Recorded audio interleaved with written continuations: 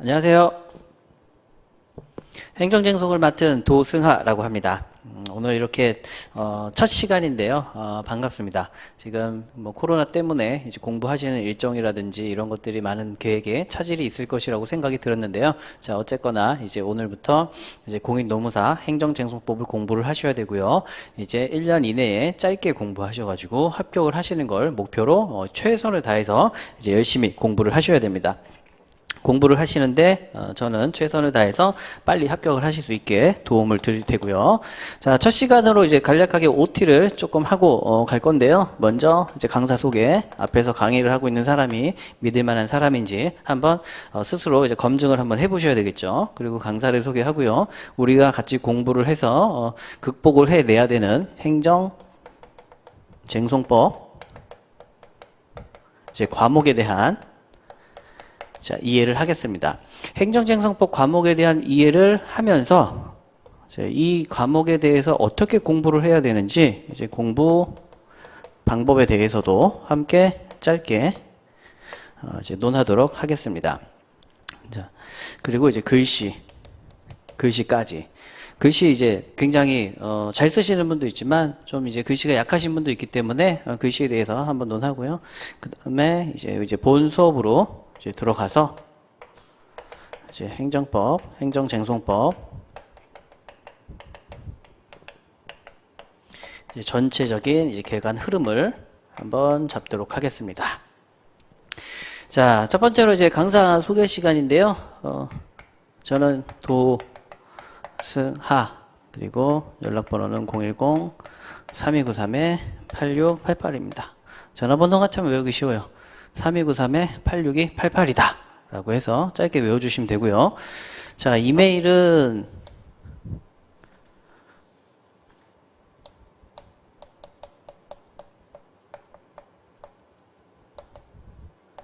이제 다음 메일을 쓰고 있고요. 그리고 이제 여기에 추가적으로 최근에 이제 제가 지난주에 이제 유튜브 채널을 하나 개설을 했습니다.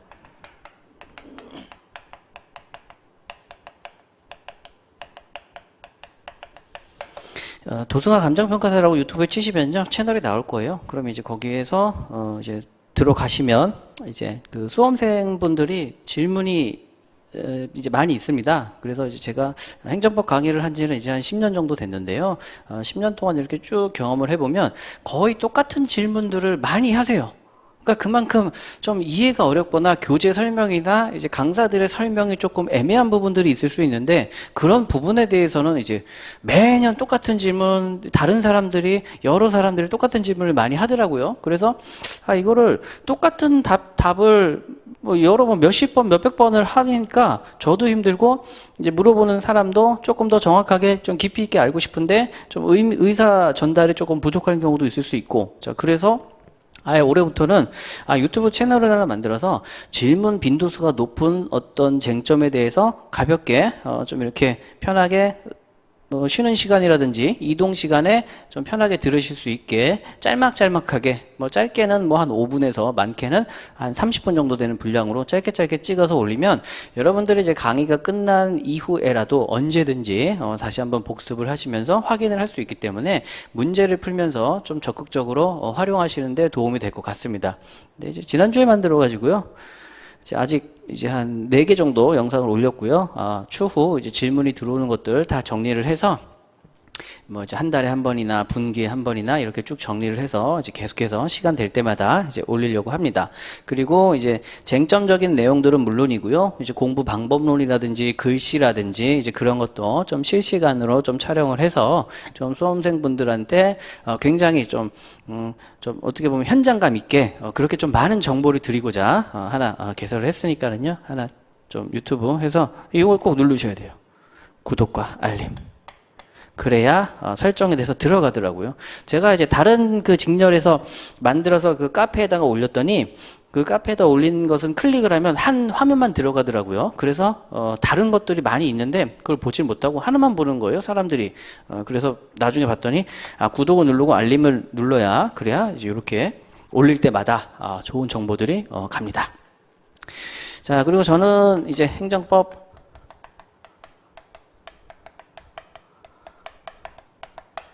이제 행정법 전문 강사고요. 지금 지도 교수님은 이제 박균성 교수님이십니다. 그리고 경희대학교 이제 박균성 교수님이셔가지고요. 저희가 이제 거기서 이제 기본 석사 학위를 받았었고요. 이제 그때부터 이제 2010년, 그러니까 10년 좀 더 됐죠. 지금은 올해가 2020, 10년, 11년? 아무튼 뭐 한 10년 정도 전부터 이제 교수님하고 이제 연이 닿아서 이제 교수님하고 좀 논의도 하고 행정법에 대해서 논의도 하고 이제 강의를 또 이렇게 하면서 교수님 교재로 쭉 베이스로 강의를 하고 있습니다. 행정법 전문 강사고요. 그 다음에 이제 이거 외에도 이제 감정평가사로 이제 활동을 하고 있어요. 그래서 조그만한 이제 조그만치는 않죠. 대형 법인이니까. 사무실은 조그만데, 그래도 대형 법인입니다. 그래서 대형 법인은 운영하는 이제 이사로서 이제 운영에 참여를 하고 있고요.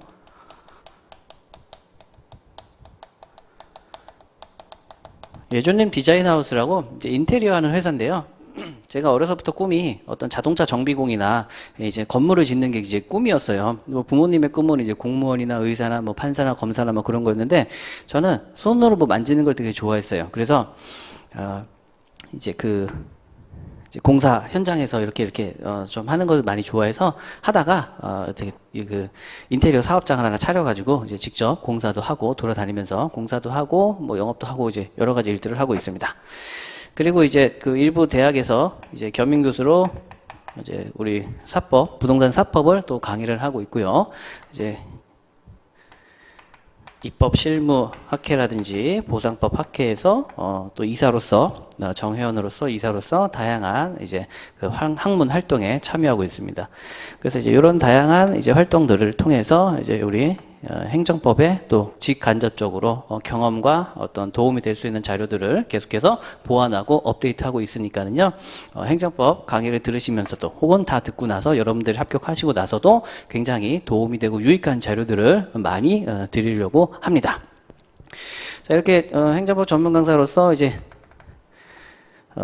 기본 교재는 우리 박균성 교수님 베이스를 깔고 있다. 근데 현존하는 우리 그 시중에서 행정법 강의를 하고 있는 아마 제가 알기로는 한 전체 강사 중에서 한 8, 90%는 전부 다 이 박균성 교수님 교재를 통해서 강의를 하고 있기 때문에요. 거의 모든 교재가 거의 박 계열이다. 자, 이렇게 보시면 됩니다. 나머지 한 10% 정도가 이제 10%도 채 안 될 거예요. 홍정선 교수님 교재를 쓰는 강사도 있긴 한데 극소수의 강사라고 보시면 될 것 같습니다. 자, 이렇게 이제 제 소개를 간략히 마치고요. 자, 두 번째로는 이제 행정쟁송법에 대한 어떤 과목 이해입니다. 대부분 우리 노무사 시험을 준비하시는 분들은요, 대부분 상경 계열이 상당히 많습니다. 상경 계열이 많다는 것은 이제 문과를 나오신 거고요. 문과를 나와서 경영, 경제학과 쪽으로 많이 이제 들어가서 이제 어떤 그 기업에 취업을 하거나 이제 회사 생활을 하는 쪽으로 이렇게 많이 방향을 잡고 진로를 잡고 있었죠.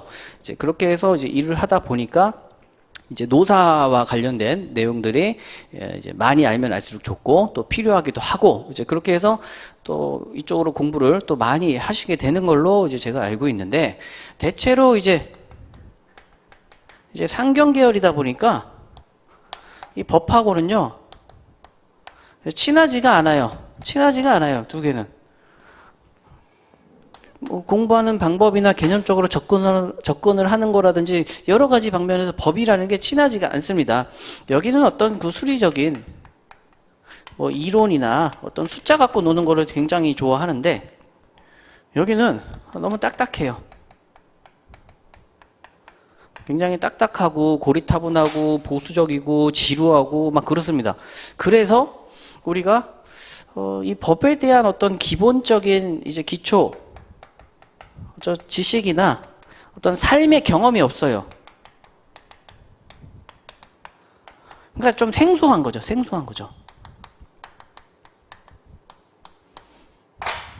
지금까지 살면서 우리가 법에 저촉되거나 법에 대해서 뭐 이렇게 얘기를 했던 경우가 없죠. 그러다 보니까는 이 행정쟁송법이라는 게 더 어려운 거예요. 자, 근데 또 얘가 더 어려운 이유는요. 행정이라는 표현은 말 그대로 우리가 일반적으로 하는 게 아니라 어떤 국가 기관이 좀 대외적으로 모든 국민이 다 같이 잘 살자라는 목적으로 하는 행동이라고 우리가 관념적으로 인식을 하고 있죠. 그러니까 기본적으로 행정이라는 영역에 우리가 지금까지 참여를 안 했어요.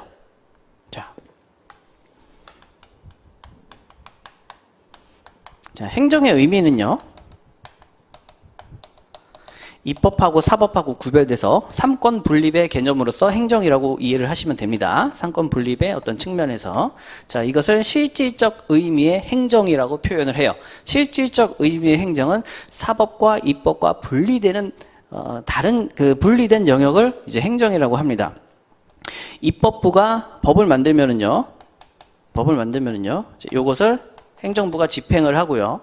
집행을 했는데 어떤 국민의 권리 침해를 받았다라면 사법부가 이제 구제를 합니다. 이제 심리 판단을 해서 이제 사법부가 구제를 하는 거죠. 자, 이렇게 세 가지 파트로 나누어서 권한이 한 군데로 집중되는 것을 막음으로써 이제 모든 국민이 다 같이 잘 살자라는 이제 그런 개념이 들어가 있는 거죠. 쟁송. 자, 행정에 대해서 자, 상권과 분립되는 이제 나머지 어떤 국가 공행정 업무에 있어서 분쟁이 생겼을 때에 이제 쟁송을 통해서 이제 해결을 하는 겁니다. 자, 쟁송이라는 말은 분쟁 해결이에요. 쟁송이라는 표현은 분쟁 해결입니다. 자, 그런데 이 분쟁 해결을 어디서 해요? 사법부, 법원에서 합니다. 자, 그러면 이제 이 정도 놓고 보면은요. 자, 입법부는 법을 만들고요. 행정부는 만들어진 법을 집행을 하는 기관입니다. 그러면 이제 행정은 집행기관이에요. 집행기관. 행정은 이제 법을 집행하는 집행기관이다라고 보시면 됩니다. 집행을 했는데 무엇이 문제가 생겼을 때 법원에서 분쟁을 해결하는 내용을 만들어 놓은 게 이게 뭐예요? 자, 이렇게 두 개를 합친 게 행정 쟁송법이 됩니다. 법이라는 건 뭐죠? 자, 집행과 쟁송에 대해서 이제 약속을 하는 거예요.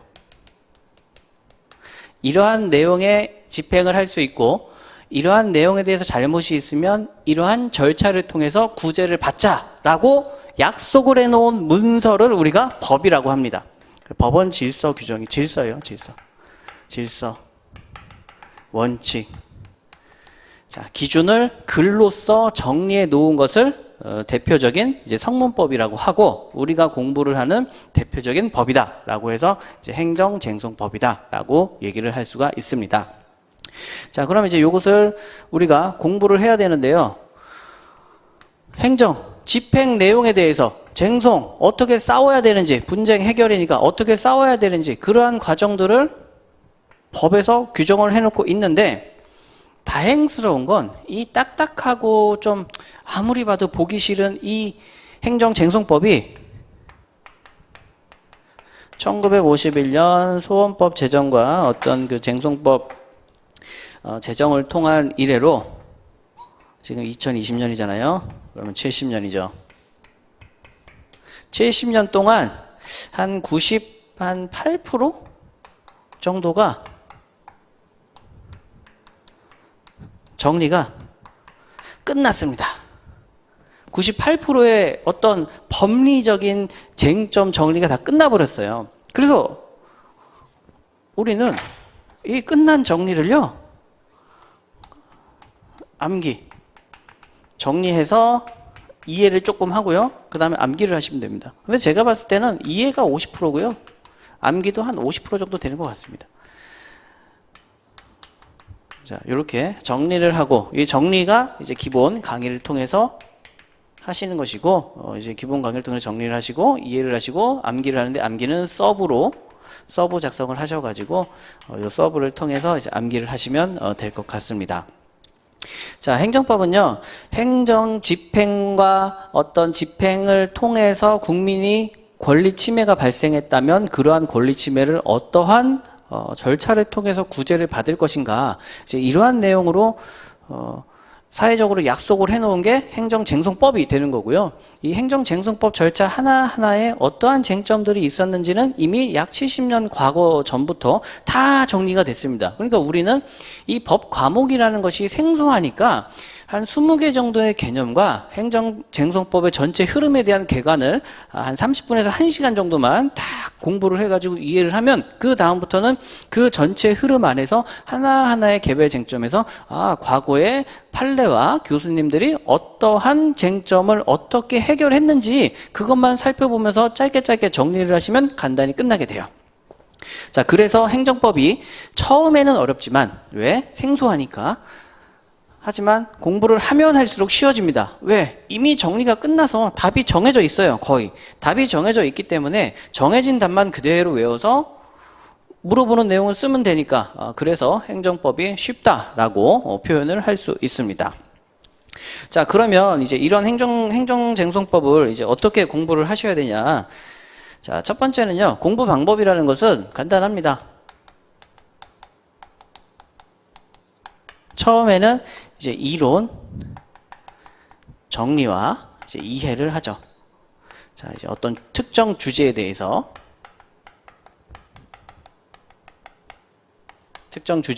이론을 정리하고 이제 이해를 합니다. 그 다음에 이제 요약을 해요. 이론 정리를 하고 이해를 했으니까 이제 요약 정리를 하죠. 자, 이것을 이제 서브라고 합니다.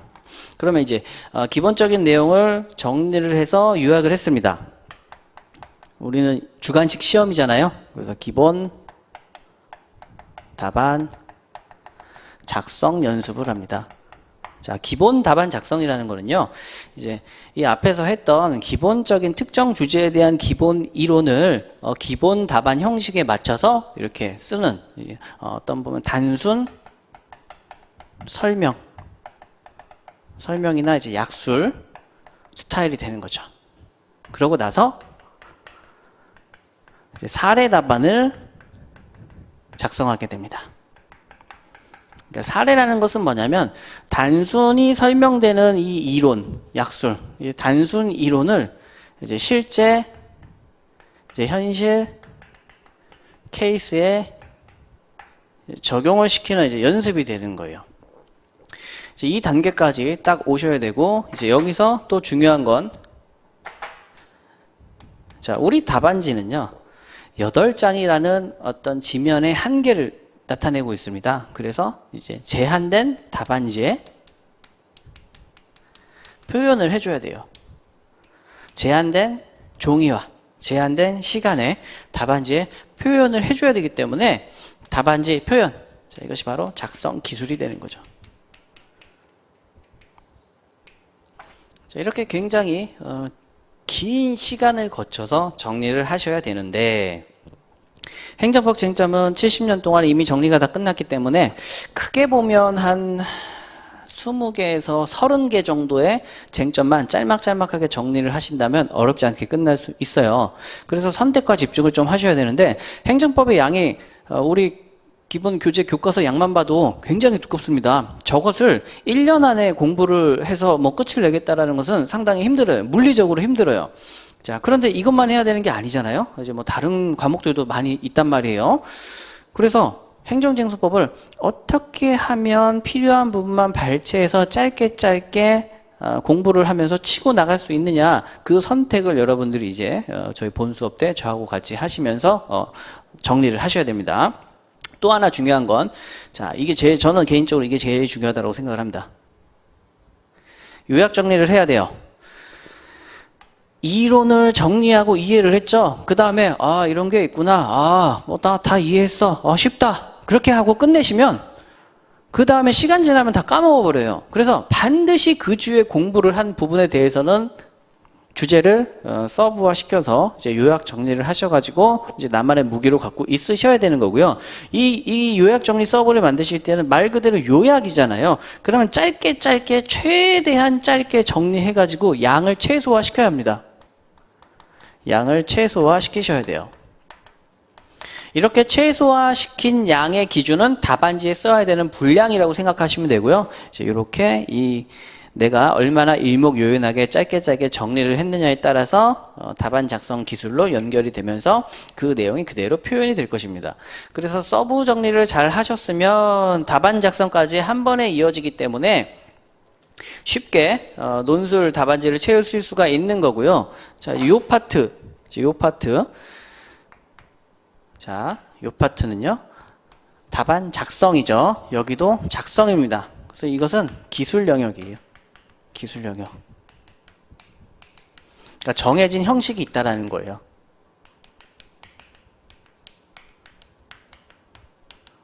정해진 형식이 있기 때문에 형식만 한번 외워주면 그 툴 안에서 내가 정리한 요약서 내용을 그대로 표현만 해주면 돼요. 똑같은 기술 방법으로. 그러니까 중요한 건 뭐예요? 요약 정리해서 양을 최소화시켜서 이 서브를 암기하는 데 시간을 많이 투자하셔야 되는 거고요. 답안 작성은요, 뭐 1기, 2기, 3기 때 점차 우리가 답안 작성 연습을 할 것이고, 이 작성을 하는 연습은 기술 영역이기 때문에, 빠르면 1기에도 감을 잡으시는 분이 있고, 늦어도 한 2기 정도에는 답안 쓰는 기술에 대한 감이 옵니다. 그러면 답안 작성하는 거에 대해서는 방법론이기 때문에 한 두세 가지에 대한 어떤 기준만 내가 나름대로 설정을 해가지고 그 원칙만 준수한다면 답안 쓰는 것은 어렵지 않아요. 자, 그럼 뭐가 어렵냐? 기술을 부리려면 무언가 대상이 있어야 되는 거죠. 자, 요약 정리된 서브가 얼마나 많이 있느냐. 내가 30개의 쟁점을 정리했으면 30개의 답안을 쓸 수 있는 거고요. 20개를 정리했으면 20개밖에 못 쓰는 겁니다. 그래서 얼마나 많은 특정 주제를 내가 일목요연하게 짧게 정리를 해가지고 이것만 반복해가지고 답안지에 쓸 수 있게 많이 암기를 하느냐. 자, 이것이 굉장히 중요하다라고 볼 수 있겠습니다. 굉장히 시간이 길어요. 이렇게까지 하나하나 다 해서 정도의 길을 가게 되면은요, 이제 꼬박 1년이 걸리는데, 요 앞 단계를 얼마나 잘 준비해 주시느냐에 따라서 이것이 2년이 될 수도 있고 3년이 될 수도 있고 6개월로 줄 수도 있고 8개월로 줄 수도 있고 그렇습니다. 그래서 지금은 우리는 이제 연기죠. 자, 연기 때에는 이제 요 부분을 이제 집중적으로 이제 하는 거예요. 이제 요 부분을. 그리고 이제 플러스로 이제 서브까지 이제 연기 때 이제 같이 작업을 하셔야 됩니다. 그래서 요새 트렌드가 뭔지 아세요? 요새 트렌드가 요새는 공부를 어렵게 하는 것을 싫어합니다. 그리고 과거보다도 책도 더 잘 나왔고요. 서브도 많고 공부에 활용할 수 있는 부교재들이 엄청 많기 때문에 될 수 있으면 내가 직접 안 하고 누군가가 잘 만들어 놓은 것을 내가 그대로 차용해서 활용을 해서 내 것으로 만들면 내가 실질적으로 내가 직접 만드는 데 들어가는 시간들은 세이브를 시킬 수가 있는 거거든요. 그래서 시간 세이브를 하다 보니까 요새 과거에는 뭐 자격증 하나 취득하는데 3년, 5년, 6년 막 이렇게 공부를 했다면 지금은 뭐 짧게는 1년 반에서 2년 반 그리고 보통 한 2년에서 한 3년 정도에 좀 많이 합격을 하고요. 그래도 조금 오래 걸린다 그러면 한 4년 정도 공부를 뭐 반 취미 생활로 한다 그러면 이제 5년, 6년이 넘어가는 건데 어지간해서는 정말로 열심히 했을 때는 2년에서 3년 정도면 1년 6개월에서 한 3년 내외 그 범주에 대다수의 합격생들이 이제 뭉쳐 있습니다. 자, 그래서 여러분들은 1년 반이나 이제 1차까지 합쳐가지고요. 이제 1차를 뺀다라고 하면 이제 2차 무조건 올해 안에 합격을 하셔야 되기 때문에 이 서브는 제가 만들어 놓은 과거 이제 저 역시 수험생이었을 때가 있었으니까 그때부터 해서 이제 만들어 놓았던 서브를 이제 우리 연기 때 강의를 하면서 이제 드릴 거예요. 연기 때 이제 이런 내용들을 다 드리면 이제 여러분들은 직접 만드실 필요 없이 이 서브의 기본 내용을 이제 이해하시고 수업 때 이해하시고 체크하셔가지고 누적적으로 좀 될 수 있으면 누적적으로 이제 좀 암기를 같이 좀 병행하셔가지고 준비를 해주시면 좋을 것 같습니다. 그리고 이제 답안 작성 연습 이제 요게 1기가 되는 거예요. 기본 답안. 자, 기본 답안이기 때문에요. 이제 기출 문제를 토대로 해서 이제 기본적인 답안 작성과 기출이 과거 한 20년 전 때에는 어떤 형태로 나왔고 한 30년을 거듭하면서 어떠한 형태로 발전해 나아가는지 이제 그런 연역적인 과정들을 한번 살펴보면서 이제 기본 답안 작성 연습을 하게 됩니다. 그리고 이게 다 끝나면 이제 2기 때에는 사례 답안, 이제 사례 중심으로 답안 연습을 할 것이고요. 이때는 주로 이제 답안에 어떻게 기술적으로 표현을 더 꼼꼼하게 잘할 수 있는지, 2기 때부터는 이제 답안 작성 요령과 본격적인 답안 작성 훈련을 체계적으로 하는 하드 트레이닝 기간이다. 이제 이렇게 보시면 되고요. 이제 3기 때에는 이제 종합이죠. 종합 응용, 종합 연습이죠. 자, 이때는 이제 시간 내에 들어가는 방법까지 더 가미를 시켜가지고 시간 내에 좋은 답안을 빨리빨리 쓰실 수 있게끔 그렇게 유지를 시키는 이제 그런 연습을 하시면서 이제 플러스 브레타 문제를 조금씩 하나하나 대비를 해주는 이제 그런 내용이다라고 보시면 될 것 같습니다. 자, 지금 저희는 연기입니다. 제일 중요한 게 뭐예요? 특정 주제가 몇 개가 있는지를 그 이론의 내용을 잘 정리해서 이제 이해를 해서 이제 제가 만들어 드리는 서브를 통해서 누적적으로 암기를 하셔야 돼요. 그러면 제가 왜 이때부터 암기를 해야 되냐고 말씀을 드리냐? 자, 암기라는 것은요, 좀 머릿속에서 숙성이 돼야 되는 시간이 필요한 요소예요. 그러니까 내가 오늘 외워서 내일 시험 봅니다. 오늘 외울 수 있는 양이 물리적으로 한계가 있다는 거예요. 자, 시험 보는 날이 이제 이날 시험 본다라고 하면은요, 그 전날 그 많은 양을 다 못 외우죠? 많은 양 다 못 외우죠? 자, 그래서 이때부터 외우면 이때 가면 더 잘 씁니다. 이때부터 외운 사람보다 더 많은 시간 암기를 했기 때문에 학습 효과와 반복 효과라는 게 있잖아요. 영어 단어를 하나 외워도 그 하나가 완전히 내 몸에 체화되는 데까지는 뭐 몇 번을 해야 된다 그랬죠? 뭐 한 단어를 가지고 뭐 몇십 시간을 반복해야 겨우 그게 내 거에 든다 라고 했는데, 우리 행정법 이론은요, 가뜩이나 딱딱하고 익숙하지 않은 용어들인데도 그런 것들을 많은 양을 외워야 되기 때문에 처음부터 정리가 된, 이미 70년 동안 정리가 된 특정 주제를 대상으로 해서 짧게 누적적으로 암기를 계속해서 해가시면 이게 특이한 게, 이때 암기를 많이 하잖아요. 암기를 하면 할수록 어떻게 돼요? 시간이 지날수록 머릿속에서 더 단단해지기 때문에 리뷰, 복귀하는데 더 짧은 시간이 걸립니다. 이때 1시간 공부했던 게요, 이 시점 가면은요, 한 5분, 10분이면은 그 쟁점이 다 끝나버리는 거예요. 그러면 5분, 10분 안에 하나의 어려운 쟁점이 끝났으니까, 답안지로 쓰는 거는 일도 아니죠. 뭐 한 5분 안에 내 모든 쟁점을 다 복귀할 수 있으니까, 머릿속에서 복귀할 수 있다는 건 손으로 표출할 수 있다는 겁니다. 그래서 손으로 이제 표현을 할 수 있기 때문에 저는 항상 이 연기 때 이 서브와 암기를 병행해서 이제 공부하실 것을 상당히 이제 권해드리고요. 정해진 내용대로 짧게 우리가 같이 공부를 할 것이기 때문에 어렵지 않게 아마 잘 준비를 하실 수 있을 것 같습니다. 자, 그리고 이제 마지막으로 이제 글씨. 자, 글씨는 중요할까요? 글씨는 중요합니다. 저희 회사에도 이제 직렬이 이제 다르긴 하지만 이제 평가사 시험 이제 출제위원분이 계세요. 그리고 출제위원분한테도 이렇게 물어보고 채점할 때 뭐 들어가서 이렇게 하는 것도 이제 물어보고 하면은 뭐 글씨에 대해서 글씨를 못 쓴다고 해서 감점은 없다라고 얘기를 하지만 그래도 이왕이면 좀 알아볼 수 있게 써줬으면 좋겠다. 최소한 우리가 한글을 썼는데 독해를 해야 하는 일은 발생하면 안 되잖아요. 그래서 최소한 알아만 볼 수 있다면 그렇죠. 다 감점 없이 점수를 주는데 툭 까놓고 아유 눈이 너무 아프고 힘들다. 그리고 채점하시는 교수님들이 다 연세가 좀 많으세요. 그러면 이제 눈도 침침한데 막 해석을 하라 그러면 이제 더 힘들죠. 자, 그러면 이제 어떤 글씨가 이제 해석하기가 힘드냐? 자, 이어지는 글씨. 그리고 작은 글씨. 요렇게가 되게 힘들어요. 요렇게가. 자, 이어지는 글씨다. 자, 볼게요. 자, 이렇게 이어집니다. 그러니까 글자와 글자가 이어지는 거예요. 이게 알아보기 힘들어요. 왜? 원칙적으로 이렇게 끊어져야 되잖아요. 그래야지 한 글자를 알아보지. 이런 식으로 딱 이어져가지고 우리가 그냥 이건 권리의 도모한다 이렇게 썼는데 알아보기 힘들죠? 왜? 이게 다 이렇게 이어지면서 글씨가 휘갈려지면서 막 알아볼 수 없을 정도로 막 뭉개지는 거예요. 그래서 이런 경우에는 이렇게 쓰면 안 됩니다. 그러니까 어떻게 써요?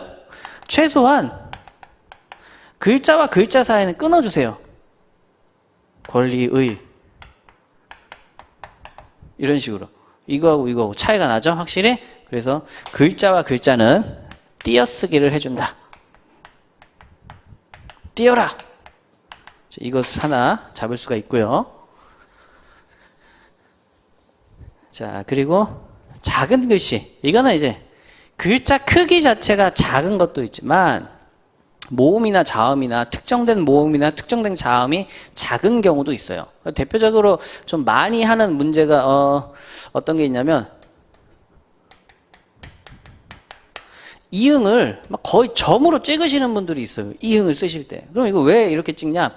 답안지를 쓸 때 이응을 크게 그리면 손에 힘도 많이 들어가고 시간도 오래 걸리니까 이응을 조금 빨리 써야 되겠다. 이렇게 쓰시는 분이 있는데 이거 못 알아봐요. 이게 뭐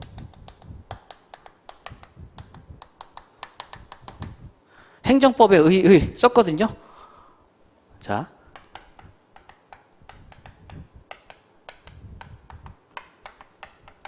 어떻습니까? 두 개의 차이가 확연하죠? 확연하죠?